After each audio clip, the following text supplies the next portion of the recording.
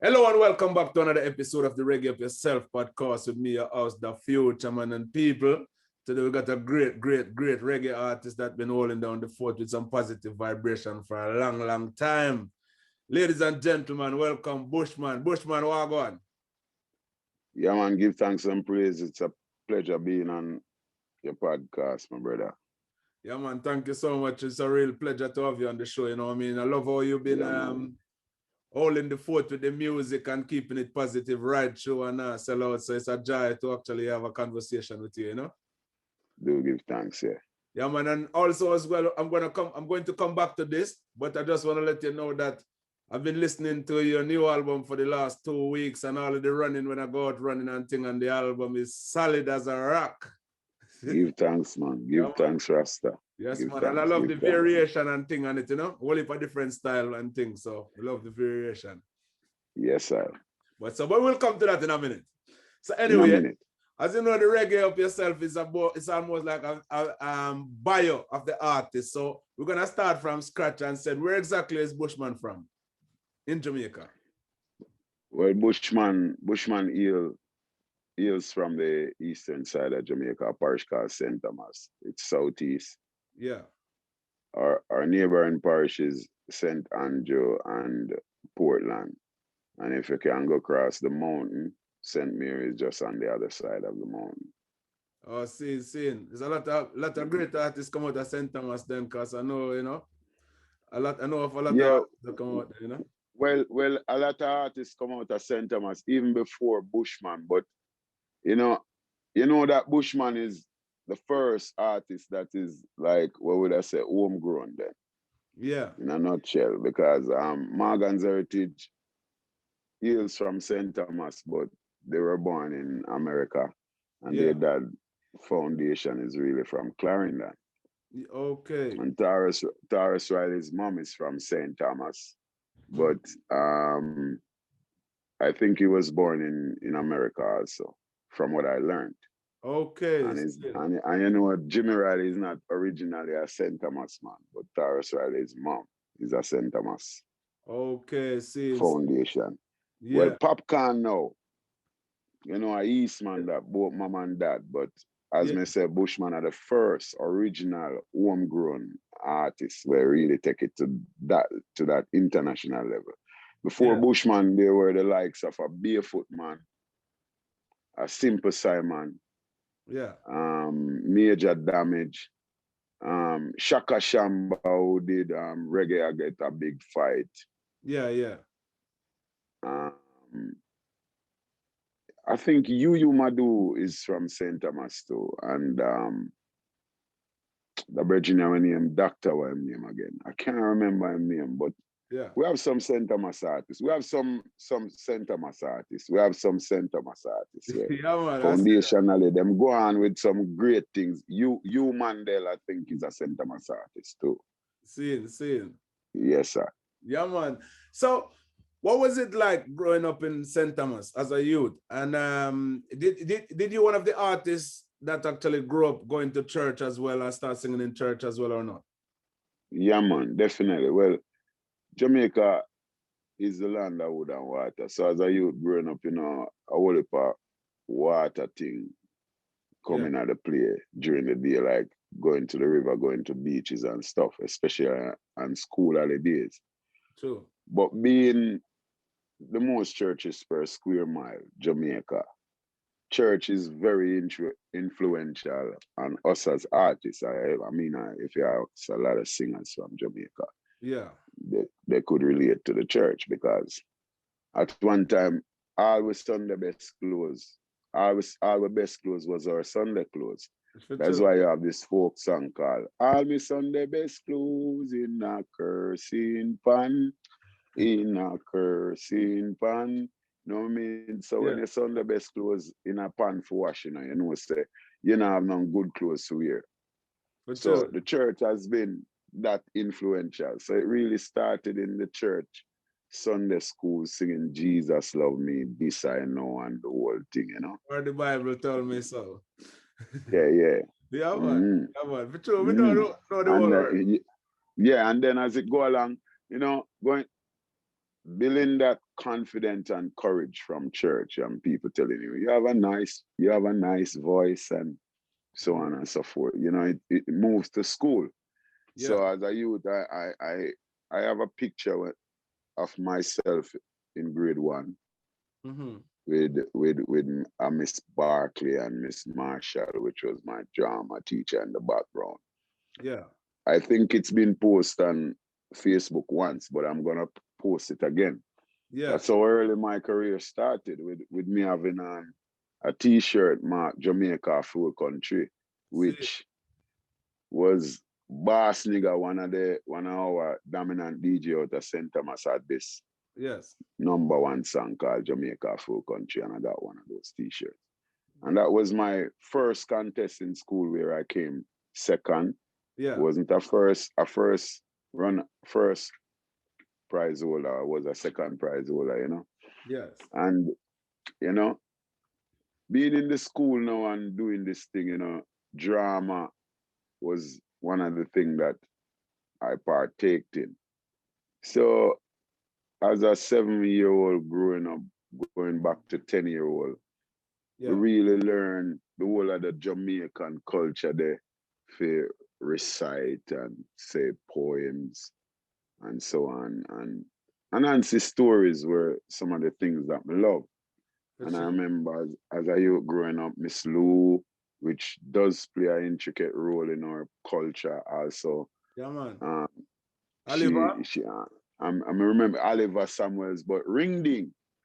Yeah. On TV, because as a youth growing up, you know, TV was early in my domestic surroundings. You know, I remember my aunt went to Nassau, Bahamas and came back with a TV and a turntable looking like a suitcase, and Marty Robinson were the dominant songs played on a Sunday, frying fish, you know? Yeah. So, yes, So, I mean, like, we used to watch Ring Ding. And Where It's At was that. Like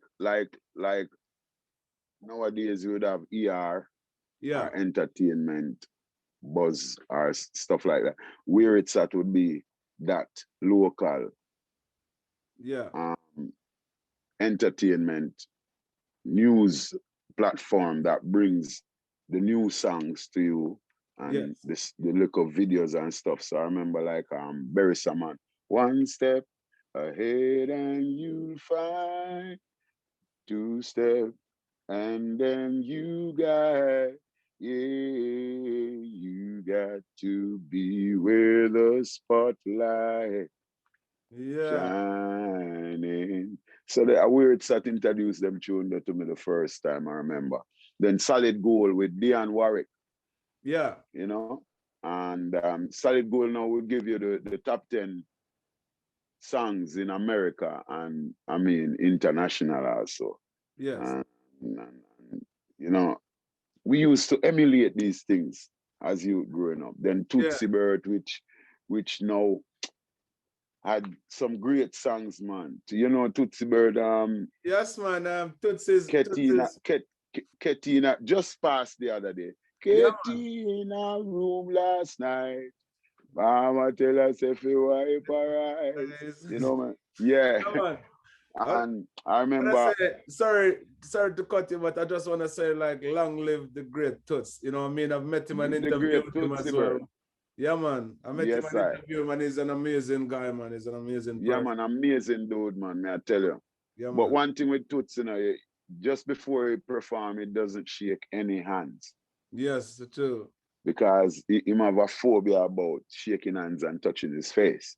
Yeah. And this is why you notice Toots' mic is always distance away from his lip, because him scared of having that mic touch his lip. So I'm always keep it at distance. Oh, see. I didn't realize that was the case when I met him. You know, when I met him at Boomtown, I noticed he was like literally keeping his distance from everybody. You know what I mean? Yes, man. Even before this COVID-19 hit me, man. Yeah, man. Toots have that thing about him, man. For true, like he prophesied, said something that I go come around, we start to touch things. Most so. Things happen, you know? Most so. Most so. But there and then, you know, Toots played a great role. I mean, I used to emulate Toots going to school. Like, I've made up my mind to do good all the time. All the time I just find myself walking on the line. When I was a little boy, my parents used to say, a man must do good all the time, all the time, all the time. Them songs are play, Yeah, you know man. what I mean? Classic, you know? So as a youth, yes, as a youth growing up, you know, drama in my school, then when Gilbert Blue now, because after the passing of Bob Marley and Peter Touch, Peter Touch really drew on a kind of heavenly element, just the sound, the thunderous sound of his vocals, and his background always have a natural nature sound, and then these keyboards from Peter's tracks are always mournful, sounding like something crying out. The rich man's wealth is in a city. Yeah, man. You know what I mean? Yeah, man. Fools die for wants of wisdom. Yeah. The poor man's wealth is in a holy, holy place. You know, so the kind of slow, authentic mourning vocal will speak for 100 million voices that cries with no one to listen. Yes. That was one of the things where really draw my attention to a Peter Tosh, which also play a fundamental role in my development. Yeah. And musical skill, you know. And you know, when Gilbert Blue now in '88, yes, music really changed. Dance really get more dominant because St. Thomas is really the capital for dancehall. As a youth growing up, I remember like a King Yellowman. Yes, is originally from St. Thomas, and you know, King Yellowman is King Yellowman's sound. Yeah, so man. King Yellowman's foundation is from St. Thomas, you know what I mean? Yeah. When it comes, so yeah, then a King Majesty, a Lees Unlimited, you know what I mean? And the whole works. Yeah. So when Gilbert Blue now, any promoter or shop holder with a Delco Yeah, yeah, man. could capitalize because, you know, being a third world country in those days, you know, to get back electricity would take at least 3 to 6 months. True. To really get back electricity to the norm. So who Yeah, was man. there, Delco and stuff can really get dancehall going. So I remember this lady called Monica right down at the foot of my lane. She had a shop. Yeah. Used to sell her salt fish and her power bread and them thing there. You know what I mean? Them days, Guinness was really the thing. Yeah. Dragon wasn't Dragon. Dragon was, I think it was Marcus and Strong Ale, they call them at the time, you know? Yeah. Yeah. But the dominant drink was Red Stripe beer, Heineken, and Guinness. Yeah. And I remember when Gilbert Blue, the Mellow Constructions and Lees and Limiteds, and you know, the Jam Rock grew much more wilder, the Stone Love grew much more authentic and crazy. And music changed. We see the likes of, because the Papa San and the Daddy Blue and thing, the whole thing start integrate to a Capitan, a Grimes man, a Power man, you know, Yeah, yeah. a Buju Banton, a Bounty Killer, Yeah, man. you know. But even in those days, vocal music was still dominant because, you know, singers are always the dominant True. line, you know. So the likes of a Sanchez, a Wayne Wonder, you know what I mean? Yeah. A singing melody, the whole works. But because these people play that role in my life. In those days now, I was selecting on Black Star Line song. Yeah. That's a St. Thomas sound system. Yes. But this other step because it was singing on sound systems, because that was what music is about. If you want a break, you would be in the dancer. That's where Tennessee thing really stems from. Yeah. But the likes of Special really creates that element where you would be on your sound system, and if your sound is clashing with the other sound, you have to sing to kill that sound. Yeah. Yeah. So that's how tempo, my sound in a tempo from a Tennessee, and like Ring the Tennessee, alarm. I heard Ring the Alarm, like Tennessee, I heard an interview with Tennessee talking about Youth Man promotion and how Ring the Alarm came into play. And after he sang it that night, he went into the studio the other morning and recorded, and it became a big hit. So really and truly, it was really in the dance you would get the meditation and then go record in the studio, you know? Yes, I think and that's then one of the Special things. is, Sorry, I think one of the things that they a lot of artists and people talk about right now, the difference between the artists today. Back in the day, back in the days, those artists had to earn their place by making a name for themselves in the street, where now an artist can go in his room and stick something together on his computer, and he never even been on stage in his life, not even in church. And no, you know, it is number one, you know? yeah, and my next big thing. Yeah. But the thing about it is when you're performing live now, to please your audience. That's when you get exposed. That's your experience. You get exposed. Yes, that's when you get exposed. Yeah. Yeah. So, but really and truly, these are some of the people, because by this time now, playing on the sound system would make a bushman have an opportunity to be at studio when dub plates are cutting. Yeah.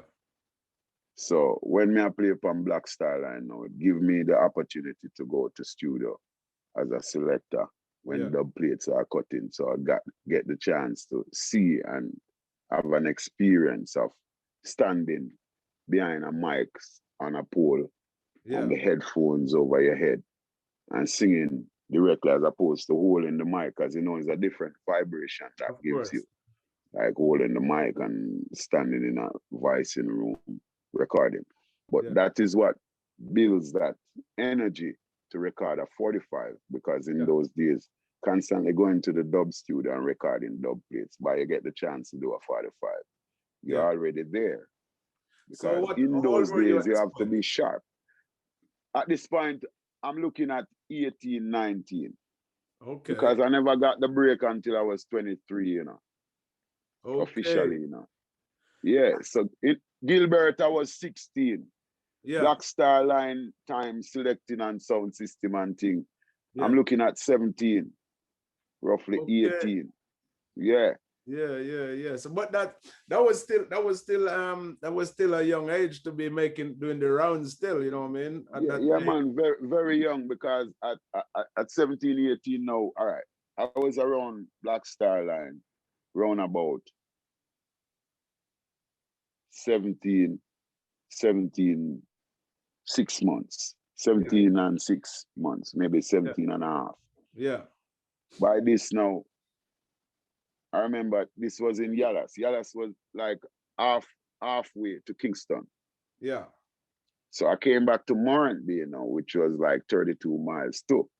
Yeah. And there and then, me start boom ride. Mm-hmm. Because me understand the studio now, I got the experience while being around Black Star Line sound, how to record in the studio, meet a couple friends in Kingston, know that I am acquainted to the place now.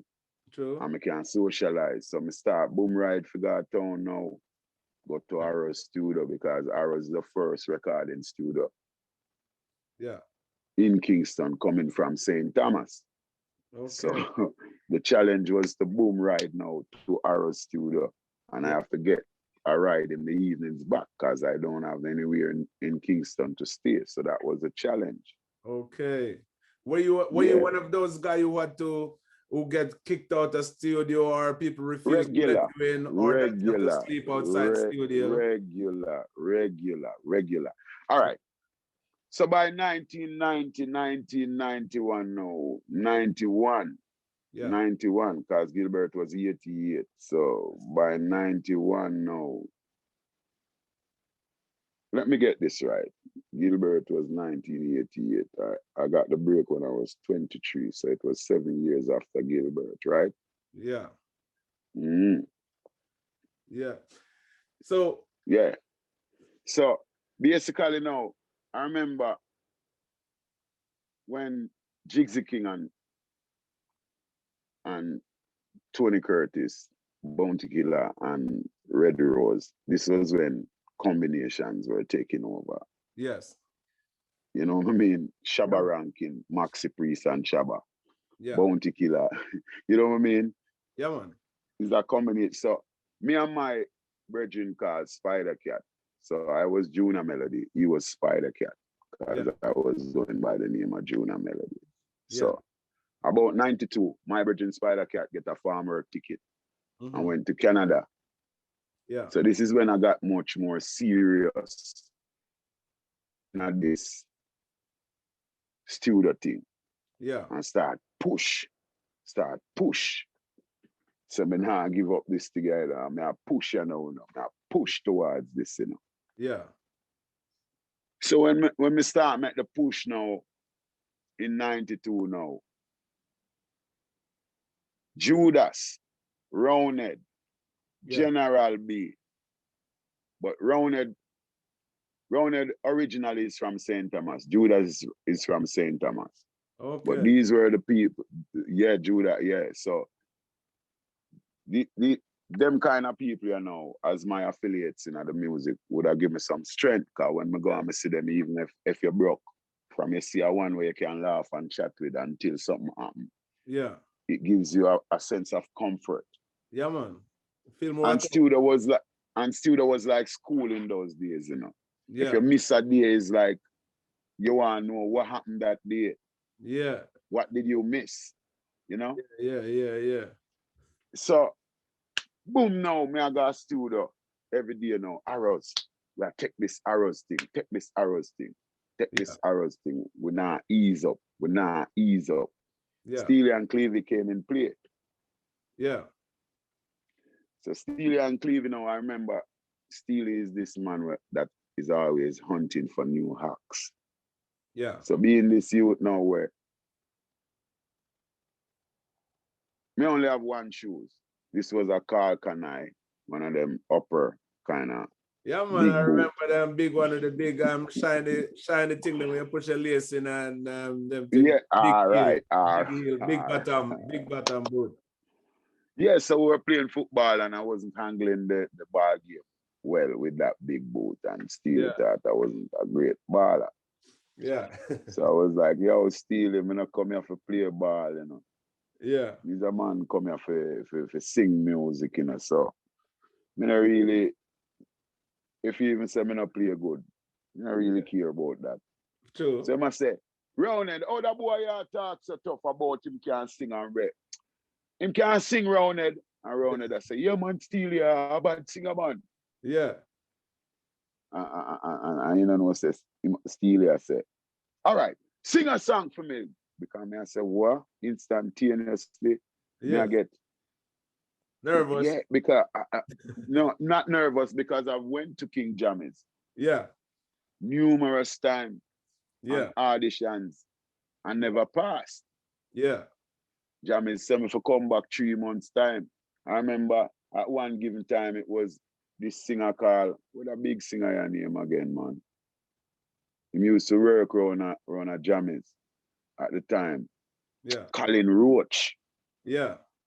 Colin Roach used to be a man where do audition and check out the artist. You know. I remember 3 times I went to audition and Colin Roach said, yo, you just want to sharpen up, you know. Yeah. Check me back 3 months, man. Yeah. So when Steely was giving me an audition instantaneously there, I was like, whoa, opportunity comes so easily. Yes. I had to make the most of it, you know? True, naturally. What you mean? So me what? Mankind ain't no easy. Yo, rinse him, shut him head. No need to bow, no need to beg. You understand? You know what I mean? Because them time they have to beat the chest. You understand? You see, believe. Away I say, my lad. Yo, me sing that the song that the whole time me there at school, and that the song that me and my friend was singing. We know all the lyrics to that from yes, I. Yeah, man, big tune. When I beat that tune, the man, and he must say, what? Why sound good for two rounded, man? I bet you one style him up. Yeah. Sing a next song. Yeah. I mean, like, Rastaman tradition, long, long, long. Eh. Oh, you're not the bongo, congo, woolly, make it come down. On your shoulder, it fi come down. Oh, you're not the, I mean, just start get wild. Get fi understand, say the right tradition. And him say, stop, stop, stop. Yeah. Rounded came up on my studio Wednesday. See. And a professional career started there. So, but really and truly, it was a challenge. So, but basically, that first song, which one of the song did you do first? What was it? The same one, Rings and Shot? Grow Your Natty. Grow Your Natty was the first song from the Heavenless, because you know, Steely is Heavenless. I think Steely at the Gala would have there with you. I think that's a Steely and Cleavy song. Yeah, I know that's true. Gala would have there with you. If so you did have ambition, I would have the video. Ah, yeah, man, I remember that too. You know, it was like, roll your natty bongo congo woolly, make it come down. Find your shoulder, it fi come down. Roll your natty bongo congo woolly, make it. Yeah. It was an energy, you know, but it was the first release. But it never happened. Yeah. It was there. Yeah. Good song. But in those days, with the likes of a Bounty Killer, Copper Shot, remember me telling you just that. Yes. Big it up. Girl inna your body rider. That was the dominance in dancehall. Yeah. You understand? I remember. Because it's the same melody, you know, but both artists break the same here. Yeah. Big it up. Girl inna your body rider. Copper Shot. Remember me telling you just that same melody and everything, and they break. You know what I mean? Yeah. So dancehall was really the thing that was striking. Yeah. You know what I mean? So Rinsing Shotting Head was the tune that really drags the attention of people. So was that your second song? It was really that was my second song. And that was really you didn't have to wait as long as a lot of people to get a hit song then, because that song, Rinsing Shotting Head, that song just playing non-stop as a youth growing up in Jamaica, you know what I mean? That's non-stop song, man. Even till this day, that song. I would think, I know you do dub plate and things all the time, but I think you probably make 90% of your dub plate probably from that song, because even till this day, that will still be the biggest dub plate song, one of the biggest dub plate songs in the world. I could say that because, I mean, like, every new song that arrives, that is like a building block, you know. So it's like, if you don't have them song there, it will come like, you're really not set a foundation yet. That's what I'm saying, because it's like literally one of the biggest dub plate tune that I know. You know, one of the sound block, one of the sound block, that is, you know. Yes. Just like a Johnny Osbourne, you know, you have some Johnny Osbourne where, as long as you're a sound man, you have to go look for Johnny Osbourne, you know. For true, yes, for true. So how did things start changing for you? Like soon, did that song actually break through as soon as it come out, or did it run for like a year or months before it just hit? No, man, it break instantaneously, man, because this song was getting a bit of popularity in the dub plate world, you know, before it recorded as a 45. Okay. But I remember, like, the first set of songs came out on the rhythm was a General Degree. Think it a go so when I hold you tonight, I go and do all of the things you like. And a Power Man, Slim and Trim and now figure what gym. And in the year and wine and sing. But at the time now, like, the rhythm a boil down. I mean, I went to my producers and I said, yo, Steely, what not do it? It's really my boy long on and I release my song yet. Yeah. While Growing At You was the song that was playing, but it wasn't really creating that element. Yeah. So he sent me upstairs to Light Stanbury for that, send me down by Techniques, and I came back with 25 with 3 boxes of records, consist of 25 in each box. Yes.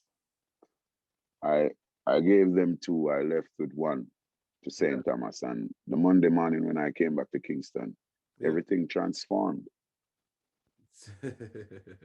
Seriously. Amazing. I mean like Steely and Clevie controls and owns Silver Ark at the time. It's a big sound, man. Silver Ark is a big crazy sound, and Kilimanjaro was the monster at the time, when it comes to sound clash and sound killing. Yeah. I think it was a 3 sound clash with Silver Ark, Heatwave, and Kilimanjaro. The big dance that, man. God Almighty, just cool, man. Remember, say Heatwave for Bobby Digital in my Yeah, man. Massive sound, man. That was the first big sound I actually see in country. The first time I see a proper big sound, it was I remember say Silver Ark of the Steely and Clevie now. They are 2 dangerous, dominant producers and engineers in a dance hall, Got linked with every artist. Got linked with every artist. School, man. Say, say a hammer. Yes, man. And then the likes of a Kilimanjaro, where is a next studio, that dub studio. So say a flames happen the weekend, but as a country youth, which remember now, my name Bushman was given to me by my first producers. Never really liked the name. Thought it was a cute way to call me a country boy. That's true. But doing some research, you know what I mean? But doing some research, we found out that the Aborigines in Australia is also called Bushman. Okay. Knowing that Australia was UK's prison. Yeah, I know that. Big felonies and UK and America, all of the people that they didn't want to come back and want to put them far away as possible. That's where they moved them at the time, yes, because it was the Aborigines land, Though they are the second class citizen now in Australia, but we won't talk about that. God Almighty, wickedness. And in West of Africa, a Bushman is a medicine man. So there and then I got the positive, which I would say, the musical, the Nyaman Bushman, the musical medicine man. Yes. Because as I've told a lot of my young artists around me, your name has to have a story around it. True. You know what I'm saying? So true. The name Bushman now, so you know what I mean? So now, boom, now I drop back in my place now. Cause I just go as a country boy, I just go back on my yard, and I used to like go home. Cause after I got this place to stay, one of my brethren, Lenky, gave me this place to stay in a Kingston City. Yeah. And I think 6 months after that, I got the break, but I was still staying there. Wildman Street, big up the whole of Wildman Street. Anybody from Wildman Street in a Kingston, I hear this, supposed to can relate around my time. Big up Wildman Street, Louis Culture was in Wildman Street at the time too, and Louis Culture was one of my advisors, like one of my mentors at the time. Yeah, big up Louis Culture.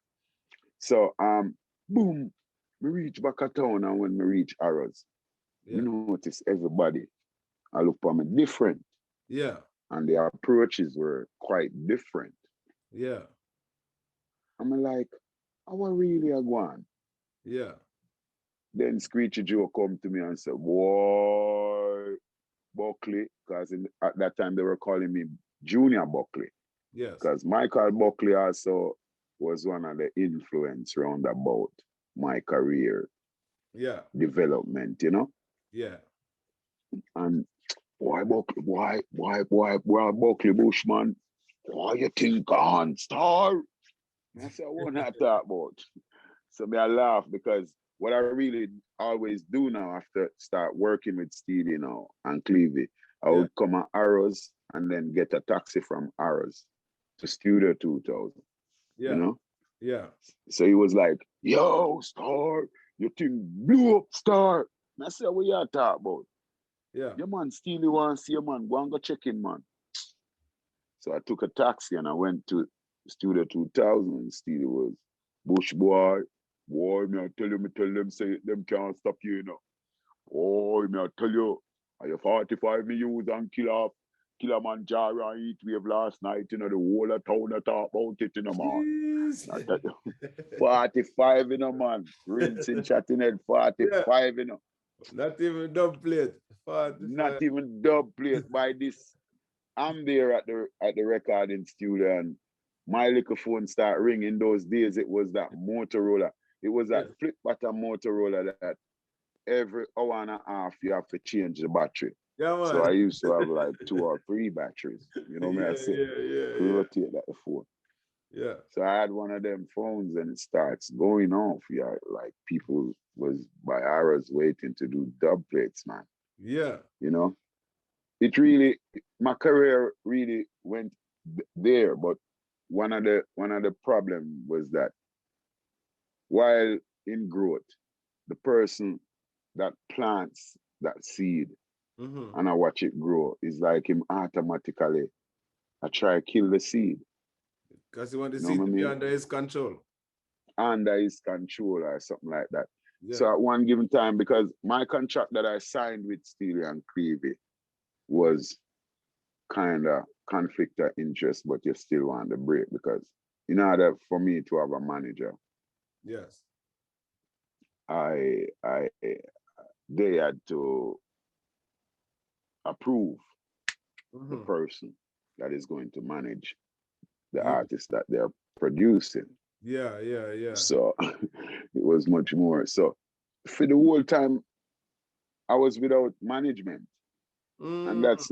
that's like thoughtless, headless. Because a lot of things went down With no that really represent. affected my with no representation. Listen how the thing go now. Yeah. Boom now. All right. This man starts seminar ready for foreign yet. So Mm. Carliers, Roy Natty. Ain't no sunshine when she's gone. Come on, read him and say, I love the way you work it.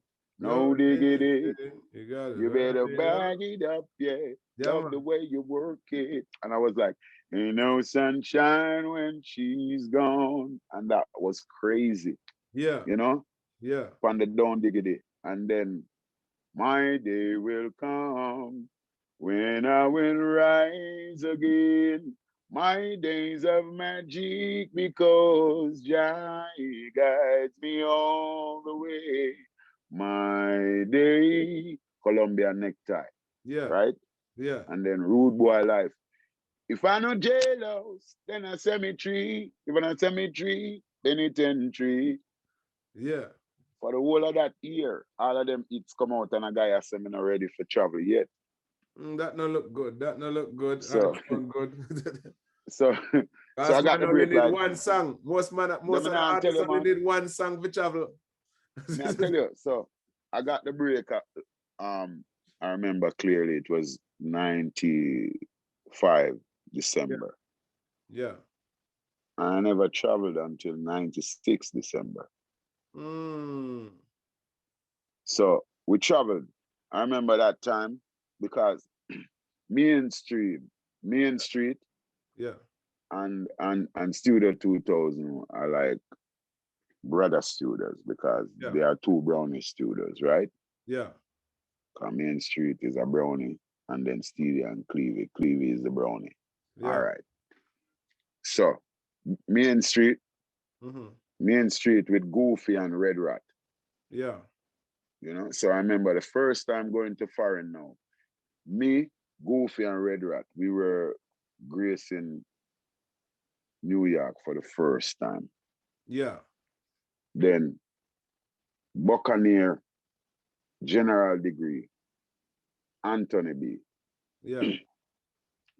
So at the time, we had to do 2 shows. One in Boston, Massachusetts, Yeah. a place called Skyscap with Buccaneer, General Degree, Anthony B. Bushman, Goofy, and Red Rat. Yeah. After we perform in a Massachusetts, them send me enough to perform in New York. And did they have like a valid reason for that? Because obviously that even if you was doing it for free, you'd be beneficial. You'd be benefit from it even if you were playing for free. I don't know why they said that. I don't know why they did it. I don't know why they said it. But they told me that. Yeah. They told my road manager. Send me enough to perform. I don't know if they're not get PR, but at this time, we were supposed to perform at the Q Club. Yeah. At the time, in Christy Barbara and DJ Roy was running Q Club, a Road International. Big thing me I tell you about. Yeah. In those days, all me have to do is just take the mic and say, rinse and shot and head, no need to ban, and the whole place of mine. Of course. And I was even in the club the night. And I just watch everybody perform and I stand up there and nobody not even say Bushman then at the club. Because I mean So that no. was so big, man would want to attention would actually a lot of people was afraid of losing their attention, you know. Because like I said, that song, even till this day, that song anywhere you go and that song play. Anywhere you go. Anywhere you go. So by this now, my road manager said, yo, guess what? You need to extend this stay and make some money because there's no money for you when you go back down because I only have $2,000 and they're telling me to bring it and give them. What? So you have to extend your stay and try to make some money. Yeah. So anyway, he did everything because he knows what he's doing. Yeah, it's the first time I go foreign and me are this little country boy. True. Right? Yeah. So he extend my flight and I remember staying around two little sisters in a them basement in a Queens. Yeah. But when we reached Dan one, gosh man, the amount of sound man whether they are wait from Bushman. Yeah. Crazy amount of sound man that they are wait from Bushman, man. Yeah. So we make some money and we reach back at Jamaica. When we reach back at Jamaica, my producers, them a rule. So me stay too long and them fire my road manager and the $2,000 where my road manager get forgive them. He gave it to me. Yeah. So when I got there, them asked me for it. Yeah. When me give them it, yeah, them give me back $800 out of it. Yeah. Them say them take 20% right to book the show. And them will take $800 to get me a work permit. By this now, the debut album almost finished, Nyaman Chant. Yeah. It was every song, every track's done record and everything. Yeah. I remember the days that multi-track with myself and Deli Ranks, Daddy Screw, Sharon Forrester. Yeah. Size 2, 10%, Dan Youth, Scatter. I would probably sing on the song and that song was a hit. The way how Steely deal with me, my self-esteem was a bit, lower. Yeah. Yeah. Cause this dude that deal with me like I not grew up good. Cause one given time the dude that deal with me like some attribute to me. What do you call this now? It's like you're not growing. No, I know that. Or my hygiene. Yeah. Yeah. I was there my dad one Sunday. Yeah. And our studio was so hot. Yeah. Because we put out crazy hit songs. So I remember that Sunday morning, Mega Bantan, Daddy School. Yeah. And Deli Ranks And Lexus came from a football match and was in the studio that morning. Yes. They were playing football. So your student must smell funky, man. Of course. And me get the blame for that. My general guy all want to buy me roll on and them bum. Excuse my language. Pure disrespect. Like them one, you see what I say? So after a while now, me feel, you know what I mean? Me start retract. Yeah. Even if me see all the crowd there, so me just stay. Because he's a youth easily embarrassing. True. Naturally, and then the people are gonna try to show off on you and put you down in front of them. As well, stay away. Me just stay away, brother, because you know. Yeah. So make you paranoid. You know, remember the days me had the lead singer, and I think the video got great. If you notice, there is not a video of Remember the Days on no social platform. Yeah. But a video was done. Seen. But when the video was done and premiered on TV, everybody was saying, why the lead singer behave so like he not really want to sing in the video. Yeah. Because we all there tough gang in our group, and my beard fresh over and my roll on and my cologne and everything, and still feel like a guy have something bad to say about.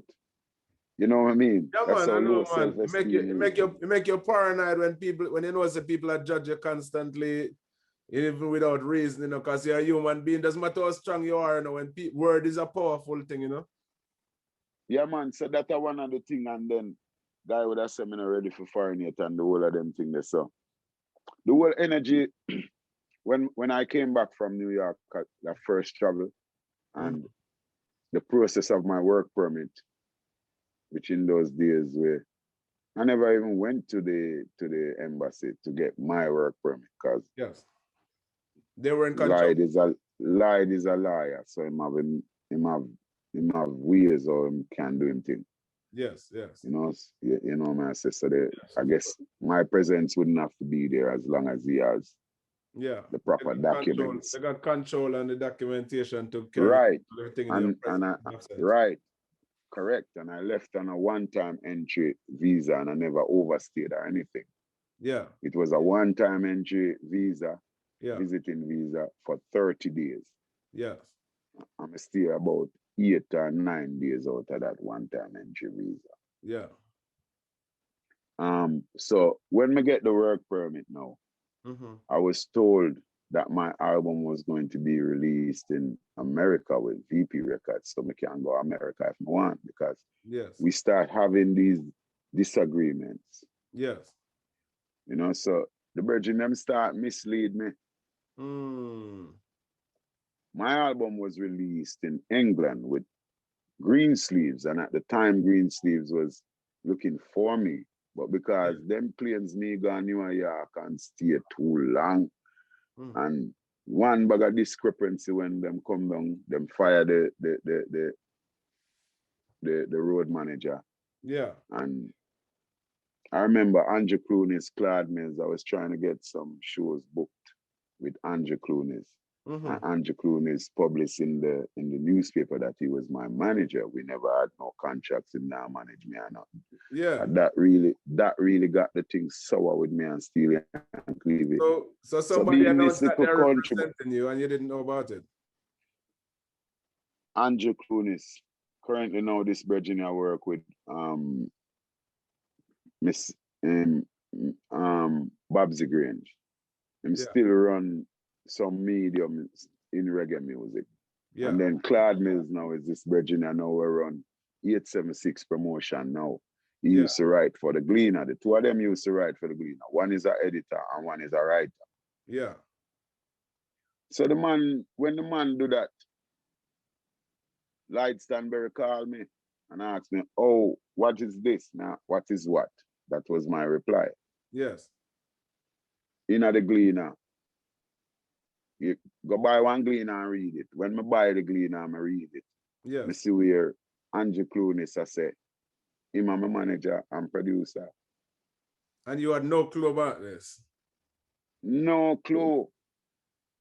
He was booking for Frisco Kid at the time, and because my producers weren't trying to get no shows for me and everything, and my family have to eat. Yes. I was trying to get Andrew Clooney to book some shows for me at the time. Yes. But he wanted materials, he wanted promotional pics, yes, and music, because that's how booking is done. Yeah. You would send the music and the pictures to. Send the press kit to prospective Right. what's it called? Promoters, basically. Yes, right. Proper press kit with riders and stuff and everything in it. Yeah. In order for promote, so that I was looking promotional picture and music for bring back to him when him publicize, say, my manage me and stuff like that. Yeah. So being this little country boy now, we come from country. Yeah. You as my producer will know, say, I am not that experienced. You know it's not true because you confirm with me, say, I'm not sign a contract with nobody. Yes. You're supposed to get me a proper press release. Yeah, for sure. Having the media question me, I am aware of the questions that are going to be asked. So I can prepare myself and get the ear clear. No, you send me into the fire more. It's like you make me jump out of the frying pot and jump into the fire. Because what happened now, Claude Mills called me back one time, the big misunderstanding start and the whole of chatting. Yes. If you ask me what went wrong. So now, being this youth now unaware of how devious reporters are, I would tell him personal things like how my producer would have told me that I'm not ready for car yet when time my car come down on the wharf. Yeah. I know he has been saying I'm not ready for perform internationally or live performance internationally yet.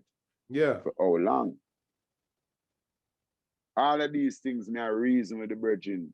Yes. Being a victim and a reason with the brethren about these things. All of these personal things the brethren got published in the newspaper again. He was seeing that as an opportunity for a story instead of actually understand that he was just reaching out. Right. So when him do that now, the producer them get wild now and start chat out and grateful I am and whole heap of thing. So this is why them start do stuff like when when the album was released and Green Sleeves wanted me to be in England now. Yeah. Representing the Nyaman Chant album. You know, doing the BBCs and all of them dominant radio stations. Yeah. They were told that I am no more affiliated with my producers and they don't know my whereabouts. When my producers was directing me to America for an album release. So you see how the thing go? The man them split me like so. The thing was split like this. So there and then now, Nyaman Chant, this classic album that was re-released by Green Sleeve after 3 years. Yeah. I never got the chance to really represent it. Because while I was in America, the album was already released in England. And as soon as I got back to Jamaica from America, they released it 1997 with Green Sleeve. October of 97, it was released with VP. And February of 97, it was released with Green Sleeve. So VP Records was October of 97. Yeah. And Green Sleeve Records was February of 97. And I wasn't there to represent at all. From none of them. It would look like they set you up, because in the first place, if they're not managing you, they're supposed to allow you to get representation. So because you also need somebody to look over the contract that you sign with them to make sure your percentage is right, so that when that album is listen, you see that album? Yeah. You see that album? That album was supposed to be owned by myself 5 years after release. Yeah. Yeah, because I never really collect no advance for the album. Okay. Because the contract stated that I own the album after 5 years. Yeah, so there was no advance up front. It was just going and writing and recording and they did mixing, mastering, and release. Right. And you're supposed to just get proper management for Bushman and make sure so the youth career start float. Yes. While they start amber the situation, the Miglite. So currently now, I need my contract for sure that, Yeah. And my farmer manager claims she shredded my documents in 2002. What? But that's actually breaking the law.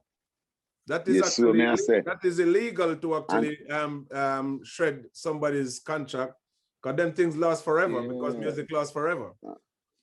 And a lot of people know my former manager, because this lady is one of the dominant music singers and writers of music. Wife. So you would have known better than to shred the contract. Oh, you mean I'm things all my contracts them with King Jam is total commitment and higher ground contract she claims she shred. You can imagine them thing there. Sound to me like you had more of a damager more than a manager. I mean, I tell you, man, this is why now my wife / manager is doing the thing with me, and really and truly at times we don't have enough people in our team. Yeah. But we just do what we are do, because dig this. If my wife take from me and my youth, I'm still I get it same, man. Exactly. And when the two of you are building together, so you know what I mean? Yeah, man, they make me scared, my lord. So from that farmer manager, man, because I only had one manager, and then my wife started doing my business in 2002. Because this lady has her hand in the cookie jar, and when I found out in 2002, I went to my lawyer and have her make my manager know that her service is no longer required. Yes. Yeah. So there and then one of the things is that she, ignorance is a thing in general, because some things happened in the office that day that I walked away when I should have had my lawyer confiscate all my files. Yeah, because she has been taken from me, and if we had those files, it would have proven how long she have been taken from me. So I guess that's why she claimed she shred them.